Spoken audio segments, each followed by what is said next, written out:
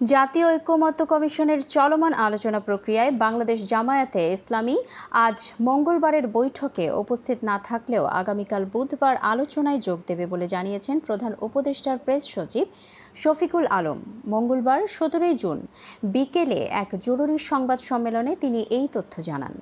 তবে কেন জামায়াত আজকের বৈঠকে উপস্থিত হয়নি সেই বিষয়ে পরিষ্কার কোনো কারণ জানা নেই বলেও উল্লেখ করেন তিনি।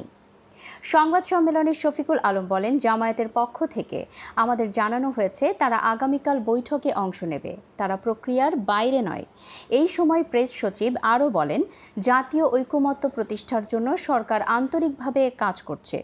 বিএনপি, এনসিপি সহ অন্যান্য রাজনৈতিক দলের সঙ্গে সরকার সমান আচরণ করছে।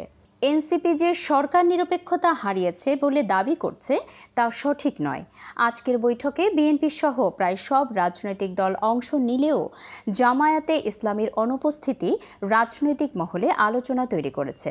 তবে আগামীকাল জামায়াত আলোচনায় যোগ দিলে দ্বিতীয় পর্যায়ের আলোচনা পূর্ণতা পাবে বলে আশা করছে রাজনৈতিক বিশ্লেষকরা। উল্লেখ্য, সরকার ও বিরোধী দলগুলোর মধ্যে রাজনৈতিক সংকট নিরসনে জাতীয় ঐকমত্য কমিশনের উদ্যোগে দ্বিতীয় পর্যায়ের এই বৈঠক চলছে। এতে অংশগ্রহণকারী দলগুলোর মধ্যে আন্দোলনরত জুলাই জোটের প্রতিনিধিরাও রয়েছেন।